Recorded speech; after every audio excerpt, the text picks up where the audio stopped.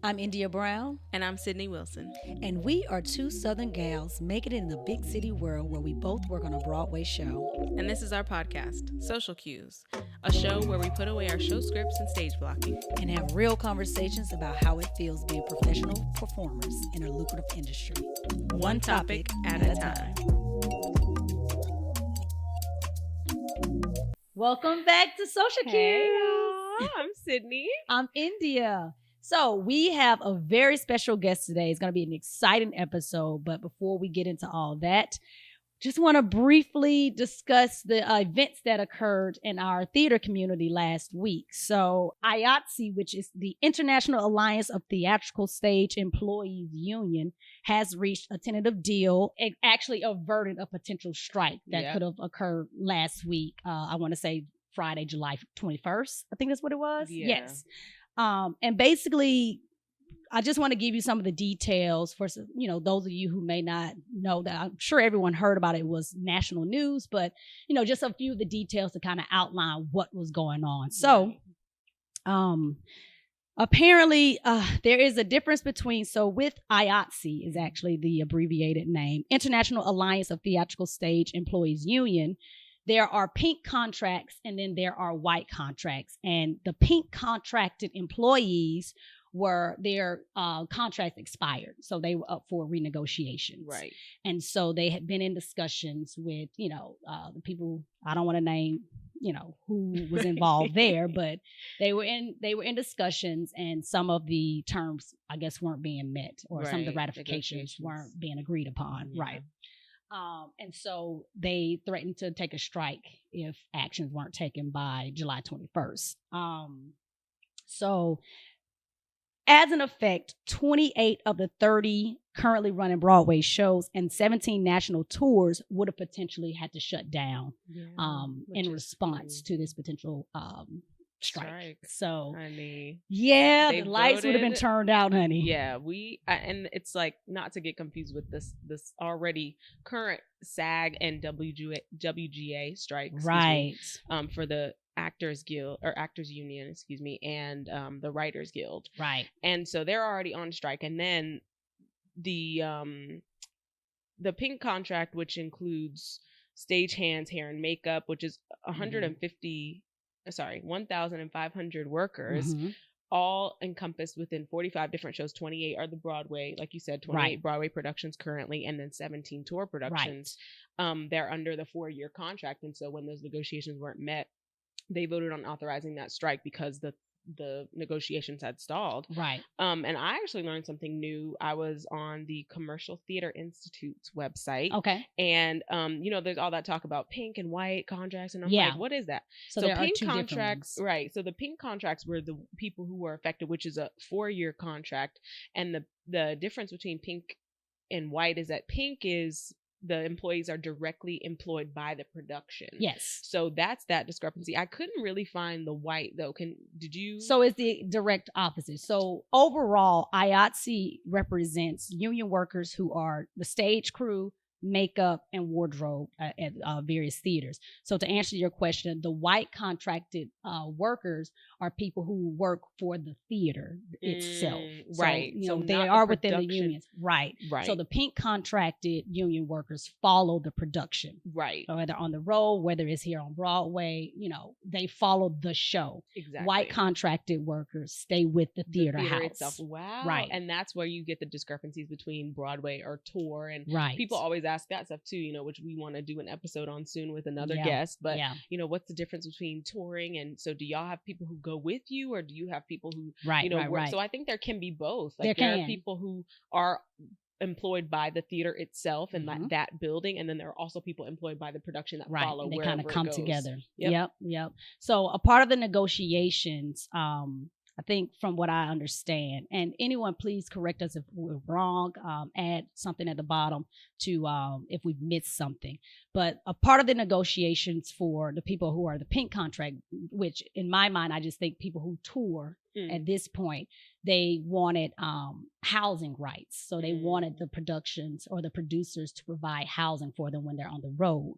Another one was fair pay. I think that might have included the people who are on Broadway as well. I guess they wanted more breaks, a longer break or something with the break time, and a little bit more pay for their services, which is only right and fair. As inflation and everything's going up, it's like my pay needs to go up too to match what's happening in the economy, right? So know, like when the SAG and the writer's strike happened, everyone immediately was like, well, thank God, the theater's still up, like we still have some form of entertainment, or I still have my job.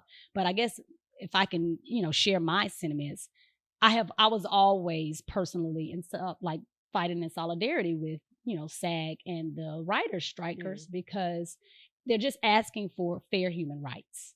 And, at the end of the day, who was to say, and case in point, last week could have easily turned into a strike, but who's to say that it's not going to reach our front, and it almost did. Right. So because the pink contracts, the white contracts would have stood in solidarity, or would consider standing, so then it's everybody's out, because it's like, and even the musicians union was going to consider possibly. So it's all, stand in solidarity, so it was going to affect us all. I'm not sure, and I don't want to speak too quickly to say that our union, the Actors Equity Association, was going to stand in solidarity. But it would have been enough people standing in solidarity to shut us down. Right. So, at the end of the day, what I would encourage people to continuously think of, yes, we love doing our jobs. We love creating the magic and performing for sure. So no one wants to go a day without it. However, take a moment to see us as human beings, the humans that we are, and not the characters that we play. We all have bills to pay. We all have mouths to feed. We all want a decent lifestyle living. So with that, when it comes down to asking for basic rights, like, I don't see a problem with it. And if you have to take a stand to get someone to really recognize the importance of what you are standing up for, I'm all for it. So personally, I'll definitely stand in solidarity for human basic rights. And, with this whole AI thing, like, at the end of the day, a robot cannot, replace what a human, the human mind can do, especially in a creative space. So. I think for the strike too, many people, whether you realize it or not, belong to multiple unions.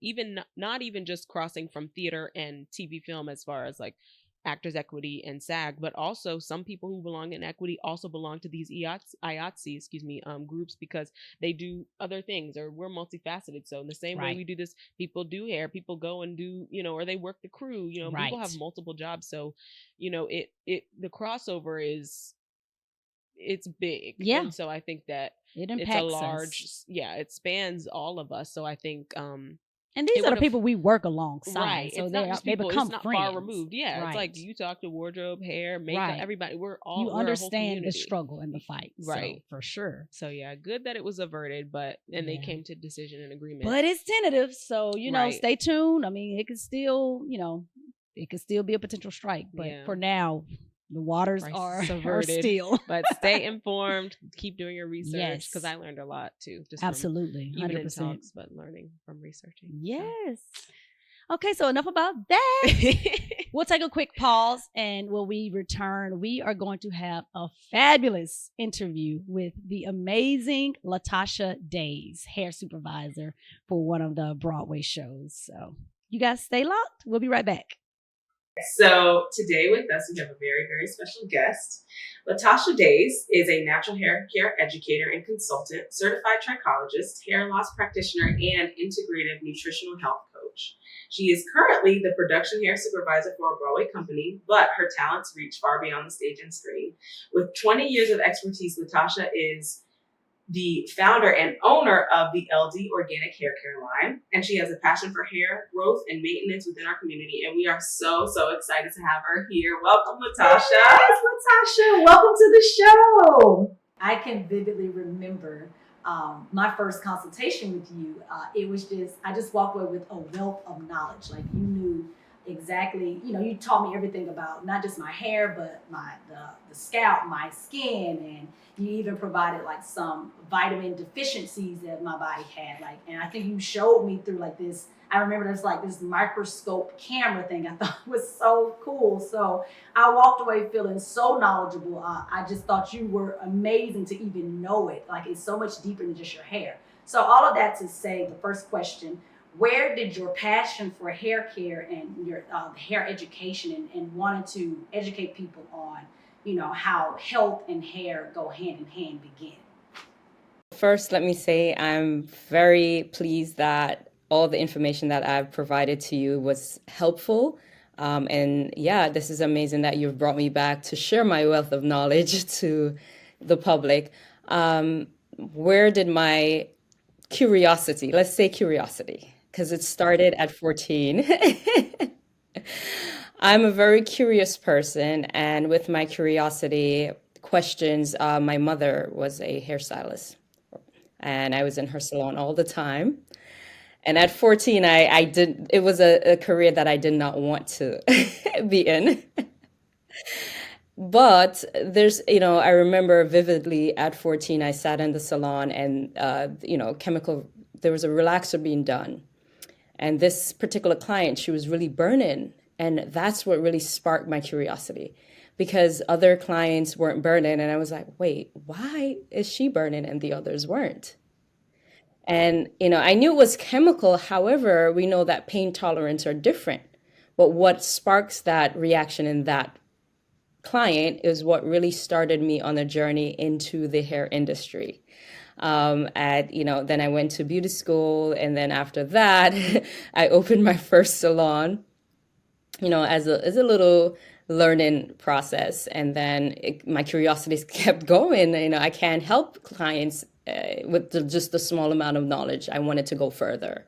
And with going further, I sorted out more knowledge. I went to learn to become a trichologist. Then I did a health science degree because I wanted to study the body, and it kept going and it's still going. So I'm a very curious person, but my main goal is the health of the people, health within the hair and skin. What we tend to neglect is the health. Our hair and skin is the map of our internal health. And through my experience of trying to find education all over, I've learned the importance and how much I need to share and how much more I need to learn. So yeah. That's incredible. And I just think about what you're saying, and it's they're parallels. So it's like you said, going from looking from the inside out, as you went deeper in education, you realize that that's the key to what we do too, is like you have to go deeper into your body to realize the outward. It's not just outward appearance. And I mean, you have a length of things on your resume and in the intro, like I said, and I was wondering, you had mentioned trichologist. Can you explain the difference between a cosmetologist and a trichologist? Okay, so we all know what a cosmetologist is. We focus on style and hair care, but we're very limited in our knowledge. As a trichologist, we operate as paramedical between a dermatologist and a cosmetologist. So we study the scientific disorder of the hair and scalp.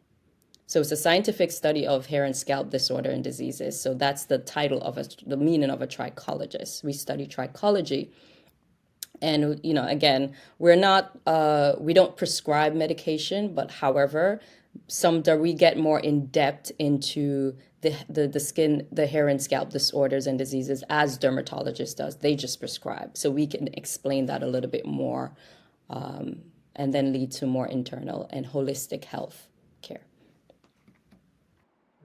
God, you do that for us. Natural. It's not a whole bunch of medications, or it's natural remedies, ingredients, vitamins, like India mentioned, supplements. So that's incredible.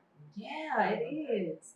So switching gears just a little bit, get a little bit more into what you do for a particular industry or the hair care industry.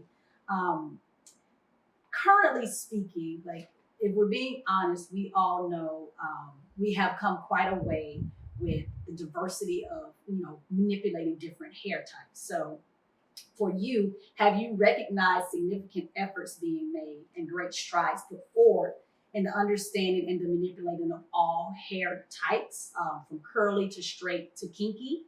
Yeah, so that's a great question, by the way. I have. Again, it's a much needed, not just in the film and theater industry, it's needed in all industry, corporate as well, for them to understand. It's a perception, right? And it starts with ourselves, within the textured hair community, right? It's changing the perception of accepting our hair as is, right? And appreciating it in a different form. So first, yes, there has been great strides, and which I'm very happy to be a part of. I realized that first we needed to change the perception of individual accepting themselves and their hair, and then having that voice to lead over into specific industries and showing them why it is needed, why textured hair should not be neglected, the importance of it, and all textures as well. But just to focus on in the African American community, it has been a neglect. But now, again, there are so many companies, so many, especially in theater, and they're learning, they're searching for information, they're searching for knowledge to assist the performers and actors. So yeah, there has been change. It's a slower pace. However, we're gonna continue. That's right. Yeah, that's it. I'm thinking back to auditioning for a wide span of theaters and productions, and I'm wondering what would be some of your tips for, on a personal level, as an actor taking responsibility on or over our health and our maintaining our hair and all those types of things. What would be some tips that you can give for the actor who's switching through contracts or consistently in change and not really sure what resources a different theater might have if one doesn't have what the other may have, or what are some things that we can do personally to maintain the hair and make sure that we're staying on top of our game with that? Okay, so that's another great question, and I appreciate that question. And my response would be just my opinion and my experience and what I see gathered so far. First, we're fighting against the wealth of products that is available in our industry, right? And then we're fighting against social media on how different tips and tricks that may work for that individual on social media. So my answer to advising any performer is, or anyone who's watching this, is know yourself. Understand who you are as an individual. Bio-individual is very important, right? To helping your path or skin and hair care journey, right? Once you know who you are, what you react to, what products you need, how your hair grows, how it changes in each season, how you eat, what environment you're in, and what's your thought process, right? Those are things that we don't speak about in the health of the hair and skin. So, say for instance, someone get injured while performing, right, and inflammation, right? Some form of part of the body becomes inflamed, right? That inflammation can then manifest into the skin, right? And have some form of manifestation. Or if you have an autoimmune like eczema or psoriasis or PCOS, right? As an individual, you're in an environment that is stressful, or you're in a relationship that is stressful, or, right? That can be triggered, right? And it shows into your hair and your scalp and your skin. So my question to that is, first, yes, the departments may be trained and knowledgeable into assisting you when it comes to hair care and skin care. However, it is up to you to take your own health and hair health in your hands. And that's first changing perception to learning who you are, what triggers you, and what products works best for you, because there's a lot of money being spent on products which it's really not needed, right? Not knocking anyone. I make products as well. So, but if it doesn't work for you, it doesn't work for you. And understand you first. And that's my, and then you can then help someone, teach someone about who you are, what you react to, what works for you. And again, what we've created is having a support system, right? Even myself, like I know a lot, but I don't know who you are when you come in front of me. I try to make myself empty in order for me to become full with the knowledge that you share with me about you. And then I combine my knowledge with your knowledge, with who you are, and try to assist you and be your support system. So this is a partnership, and that partnership begins with understand who you are. But in order for us to understand who that person is, who that performer is, you have to understand who you are and what you react to. That partnership, that is what I was going to tell you, because I feel it's like so much deeper. You get or you start to understand or know, especially like I'll speak from personal experience. Like I'm a self-made natural hair girl, so I didn't grow up around natural hair. I grew up being relaxed, and I had decided that I wanted to stop that because major scalp sensitivity and tenderheadedness, and so I went natural. But everything I learned was off of YouTube, and then the hair community grows there, and then it grows on other social medias, and everybody's convincing you to buy a million products, and you're layering so much. And the first time I come to you, and you're like, you have a lot on your hair, like, or even just realizing like, right. And I'm like, I don't really need all this stuff. Like, that's not how I normally, and even being met with some resistance, like, well, I've been doing it this long, and so that's just what I'm doing. But then realizing like, well, let me try it, and realizing that I only, sometimes need one product or maybe two products and I don't have to load up with grease and gel and oil and thick, like it's available in the store. Right. Or just because that's what somebody, or even knowing that if you are going to do your own research or do your own hair or whatever and not go to a stylist, then to find creators or people who you like to watch who have the same hair type as you or have colored hair, so that you're not watching somebody with the loosest curl pattern there is, and you trying to be like, well, why doesn't my hair, that causes some identity issues too. And it's like, it's just so much content. We're so oversaturated with products, with content, everybody on YouTube, TikTok, do this, buy this, try this. And it's like, you really need that? Like, look at the ingredients. But I love what you said, Latasha. You brought it back to the individual. Like, at the end of the day, you have to know yourself. You know what makes you tick. You know your stress levels. So we just take for granted how your emotional makeup and your community kind of impacts how you show up physically, on your outer appearance, from your hair to your skin to your nails. So just bringing it back to a sense of individualism and also community. Like like you said, walking in the door, I have to get to know who you are, when you absolutely have to get to know who I am. Right. And just to piggyback off of what you mentioned previously, there is so much information out there. And I guess this kind of can segue into the next question. How do you deal with miseducation and underrepresentation in your industry? Like, how do you correct those wrongs? That's a great question. The fight continues. Okay, let me fix my coat for this one. Come on, coat. Oh wow.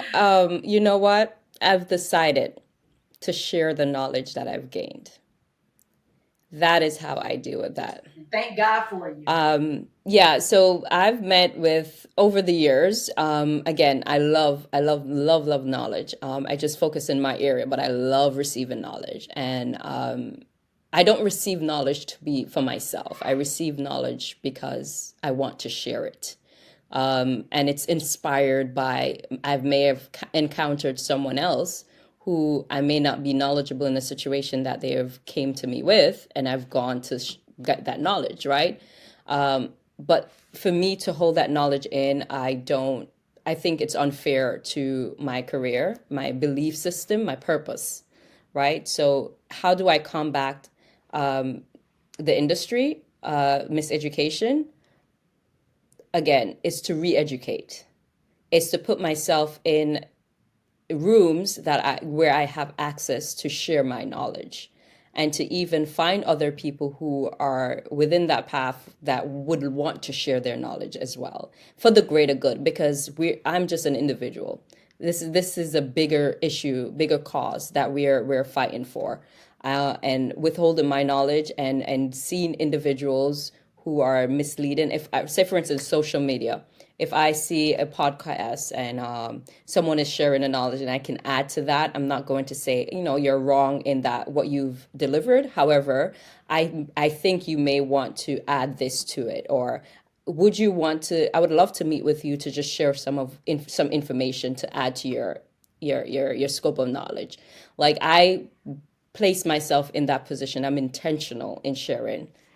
So that's how I combat it. I can't fight against it because it's a systematic miseducation. Again. Yeah, and they can check their they look at that Instagram handle, at L Dayes Experience. You see the credentials in the bio. So yes. You're telling them the real deal. That's it. So let me ask you, I guess more so too, when you were working in the salon, what do you do when somebody comes in with an expectation to get a specific style and you know that it is not the best option, whether it's coloring, straightening, relaxing, and it's not the best option? How do you deal with that? What do you, how do you recommend something new? Or well, I'm great at saying no. Okay. Period. I don't do this for the money, girl. I do this for you. I reassure them. I reassure them. I love to ask new clients, how do they find me? Because I'm a person that I don't do a lot of marketing. If you find me, there means there's something that you want me to solve. You have an issue, whether that issue is understanding who they are, their hair, style, and whatever it is. They find me because they want a solution, and that solution I'm here to fix. However, if someone comes in and say they want a particular style, if I feel that style is not healthy for the hair, I will say, I don't think that style is good for your hair. This is what could happen. However, this is the solution, right? I love to also encourage my clients to get to have a vision board of styles for the year, especially if someone comes in with for the year. Oh yeah. Oh yeah, it's a thing, and you should try it. It's a real thing. I love that. Because I kind of do that already, like summer braids. Yeah, right, and then in the winter, other protective styles. Yeah, that's so brilliant. Especially if someone has problematic hair, especially when they're into their hair is very fragile to hair loss and everything, or a family history of hair loss. It is important for them to have a vision board of style for the year that is healthy, because if they go to, in this era of trying different style lists, you want to have that vision board and saying, okay, can you do the style? These are the styles that may work for my hair because I am on a hair growth path. And these are the styles that I've accumulated that will help on my journey of hair growth and not take away from that. And it takes away the stress of it takes away the stress of thinking of a style in the spur of the moment. You can have a vision board of styles and say, oh, yeah. Right. Yeah. And that can kind of like in the moment where they're maybe a little disappointed at your response to whatever the current hairstyle they're proposing, they can have another option right there that you guys can kind of discuss. Yes. So that is the pathway I would take to help them. Yeah, that's the pathway I'll take to help them to find their style, especially with natural transitioning over to natural hair. You find out a lot of people don't know what style to wear. Most people don't want to wear wigs. So it's for the natural hair community, I'll encourage you. Get a vision board, seasonal vision board, right? You can start with seasons. What hairstyle works within these seasons? Yes. And implementing treatments in that season as well helps. Yeah. So, honey, we can wear it up, we can wear it down, we can braid it, we can weave it, we can wig it, we can crimp it, we can finger wave. We have a vast amount of hairstyles. And this is for me. I know I can change my hair like 20 times within like a couple of years. So with the rapidly changing hair trends, how do you keep up with the latest hairstyles, or how do you learn what's outdated, what's hip, what's cool, what's the latest? Well, very good question. All these hairstyles stem from something, a period style. It's just an evolution of a style that happened a couple of years past, right? So it's a circle of life, right? So right. So these styles come back around. Again, finger wave. Now we've evolved from finger wave to the pin roll curls, right? But it starts from the finger wave. There's always a base, right? How do I maneuver? It's really visual, keeping in the loop, watching. What's tricky to me is the names. I can't keep up with the names because yeah, some of the styles that I know had a name before and has changed over into a new name. I'm like, you sure? I have to refresh my memory. Are you sure this is the style that you want? Because this is what I know the style as, right? And being in the industry for over 20 years, again, it's easy for me to just see something and it just snaps in my head. Yeah, that reminds me of like the Kardashians at that one point. I think in pop culture, people were talking about hair and appropriation or something. Yeah, and cornrows, and they were calling them like two cornrows. Yeah, boxer braids. They were like these two cornrows on the side. They were like the latest trend, these new boxer braids, and it's like boxer braids. What are you talking about? Cornrows, they're just cornrows. Exactly.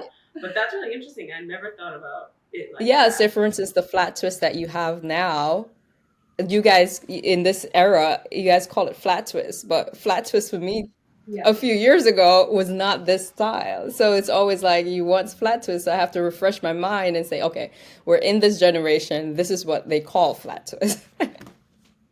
Right. Yeah. So what was it called before that? Can you remember? There was no name for it. It was just really twist braided back. It was really no name. Flat twist was more of a smooth twist. It wasn't a two. So was it more like it wasn't a two-strand preparation hairdo, not more like a style? It was a style. However, it wasn't a two-strand flat twist. It was more as it's a technique. I'll send an image to you guys so you guys can add it to this. We'll show the difference. Okay. Content. Yes, show the visuals. So I think for our final question, I'm so sad. This has been so informative. Like, we so appreciate you being on the show. And for real, we all follow her because just the Instagram itself gives you a ton of information. Absolutely. We'll put her in the blogs below. But especially for our performers, costume pieces or those drying wig caps and things that we have to wear on the daily. What can we do to maintain the health and moisture? Hydration.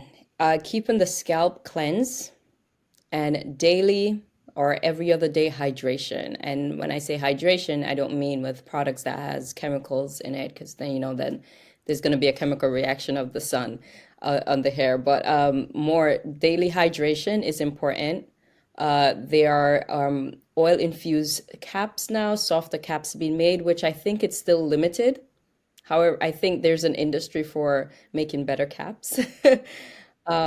But we have to deal with what we have right now, which they're getting better. Softer caps is great. Silk lining caps is great as well. But I consider the hair it's a plant, right? There are cells that are alive in your follicles. In each strand of hair that's connected to your blood vessel, there are cells that are alive, right? And if you have to feed that living being, right, through your blood and through your scalp, right? Limiting oils on the scalp is important. You should not oil your scalp because you're clogging your follicle, you're clogging your pores, right? So that's important. Hydration. Hydration can be with filtered water, rose water, aloe vera juice without the pulp. And, if really and truly, that's really it. Water and rose water or aloe vera juice. Hydration. If you have a scalp concern, if you have a scalp issues like eczema, psoriasis, that is when you add oils, or right, healing, right? You use oils for healing. But if you're using it to combat something that's dry, your scalp that is dry or dandruff, that means your scalp needs to be cleansed.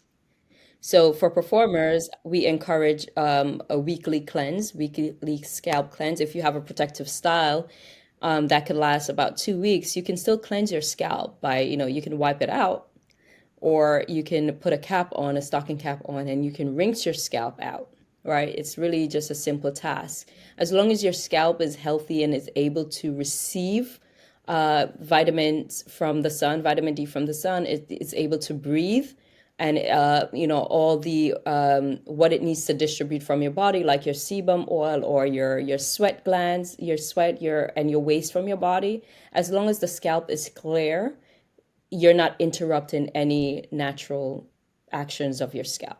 Okay. So 3 things: cleansing the scalp, right? Not oiling the scalp, clogging it, and hydration. Right. So yes. Okay. No. So let me say this, because I do make oils. And I do. Right. Oil is good. So I'm putting that thing straight on my scalp. So, all right. Hair growth. All right. So here's the thing. A lot of people believe in castor oil. There's a difference. If you have to oil your scalp, if you notice the oils that I make, it's very light in consistency. And it should not leave any long-term residue after 2 or 3 days. You're still feeling it in your hair. That is where the issue is, right? If you're using oils that like as thick as castor oil or paste or any thick, creamy type of oil, that does not absorb into the hair. Essential oils, right? If you're doing a mixture of essential oils, you're using the essential oils that is not in the thick consistency, in the lighter consistency that mimics your sebum, that your hair can absorb it within an hour. They say 20 minutes, but within an hour. So thicker oils are oils that are more concerned in that lighter consistency oils. Thicker oils they don't absorb into your hair. It tends to clog the hair and the scalp. Lighter oils like jojoba or jojoba oil, whichever pronunciation, and any essential oils, those are oils that will absorb in a shorter period of time, that doesn't cause clogging. So say, for instance, I have 2 types of oil. I have a growth oil, right? And I have a scalp concern oil, healing oil, which it heals eczema and psoriasis, right? Now with the growth oil, I don't recommend it daily. However, the oil is in the lightest consistency in order for it to absorb. It doesn't cause any clogging. And if you are on a path of growing, we tend to encourage people to use a growth oil that is light in consistency for preventative methods, right? That is the only way I'll encourage someone to use growth oil. If it's not thick and you're preventing any form of you're as a performer, both of you are performers, you have a wig cap on every day, you have pieces on your head, you are using oils, this particular oil or lighter oils, in order to prevent hair loss, right? You're feeding those cells. The oils are to feed the cells, right? And if you're not getting the nutrients from internal, you're actually feeding it topically. So those oils are light enough in order for it to absorb in the follicle for it to work. But castor oil, again, Jamaican castor oil, I'm Jamaican, y'all. I'm not against the oil, but I'm against the oil. How it's being used, it's important how to use these oils. Castor oil should not be added to the hair on its own or on a daily period. Castor oil should use as a hot oil treatment, right? Because then you open the cuticle layers of your hair in order for the oil to absorb, right? If you add it just as is to your hair daily on dry hair without your cuticle layers, it's really just stays on top of the shaft, and it continues to, and it's like a magnet. It receives all the free radicals on your hair. So hopefully that answers your question. Yeah, you're so knowledgeable. Absolutely, and more, and some.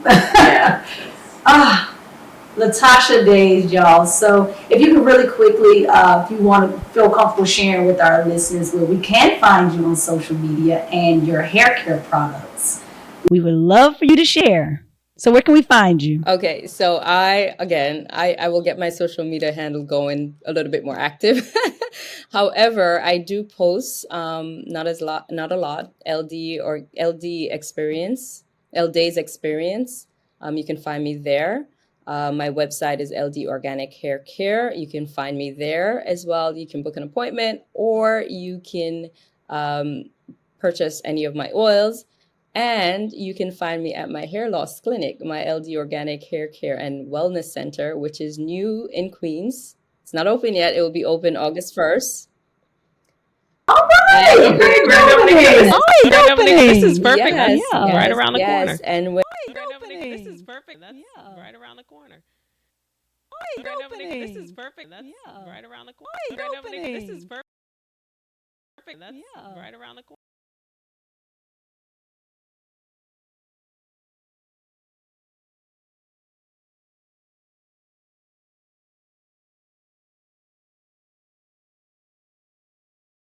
a hair loss and wellness clinic that will be open in Queens very soon. So yeah, all are welcome. All right. So exciting.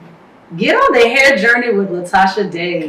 Thank you so much again for joining us. Oh my gosh, like I'm still like learning. Every time I speak with you, I learn something brand new. Yeah. So thank you for sharing. Thank you for your knowledge. Thank you for your efforts in this industry. Yeah. For your knowledge. Thank you for industry. Yeah. For your knowledge. Thank you for your knowledge. Thank you. Makes awareness, and I'm happy to be a part of this journey with both of you. Oh, thank you. We appreciate that. We do. All right. Well, Miss Latasha Dayes, she's heading out of here. All right.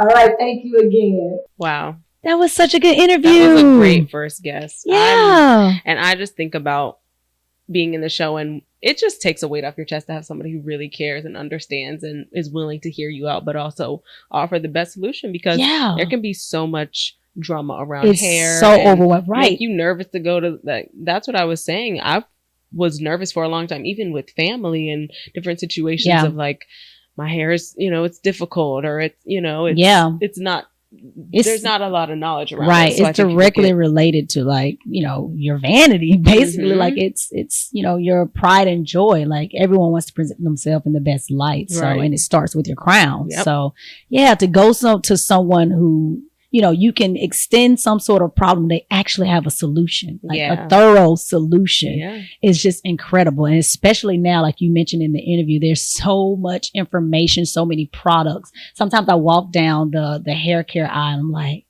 what do I get? There's for straight, curly. Then they got all these cute, colorful, like bottles. They're so attractive, they right? Get you. It's just like makeup, anything. You're like, so speaking with someone like Latasha just makes me feel that much more ahead when I go to these aisles. I'm like, ingredients are everything, right? And health is everything too. I think there's so many outward or topical solutions. You just think, well, this hair growth, but really, truly, it's deeply rooted. It starts with the body. That's right. Good health is good wealth. Yep. So thank you to Latasha Dayes for being our first guest. It went really well. It did. We're not sure how the post edits are going to come out. If they come out a little glitchy, bear with us. This was our first trial with a guest. So, and having this wonderful interview, it kind of ran over a little bit. So we are going to skip the tithes and offerings and the game for today. But don't you worry. We'll be back next episode with a whole fresh new game. Maybe not a fresh new game, but a new song to play with. To sing and try to guess the words. Yes. And some inspiring words. Yeah. So, definitely. Stay strong. Stay, well researched. Right. Do what you need to do. Stay healthy. That's it. And you look beautiful. Yeah. You'll look stunning. You'll be stunning. So guys, don't forget to subscribe, click the little bell on YouTube, or follow us on any of the social media platforms. We're going to put them down below, and just stay with us, because we have all types of fun things in store, some things to share, wealthy, knowledgeable, hard, thorough things that, everyone wants to know. So we're here to share. Yeah. Let us know how we're doing. Like if you have anything to add that we missed out, especially with the first segment, let us know. We ain't too proud. So, and I'm serious about that part too. So if you have any further deeper questions, we should definitely have her on again. Yeah, have that, because we're gonna dive a little bit deeper probably to some more detailed things. Because there's so many there's so many things that come with your hair. Yeah. So for sure, we should definitely have Latasha Dayes on again. And we will. All right, y'all. I'm Sidney. I'm India, and remember, because I have not been given this motto the last few episodes. Remember to make your stage cues, but always remain social. We'll see you next time. Bye. Social Cues is hosted by India Brown and Sidney Wilson. Produced by Dale Brown and music by Isaiah Young. Find us on social media at SocialQ 2023 on Instagram and SocialQs 2023 on TikTok. Don't forget to subscribe to our page and follow us for notifications of new episodes. Until next time.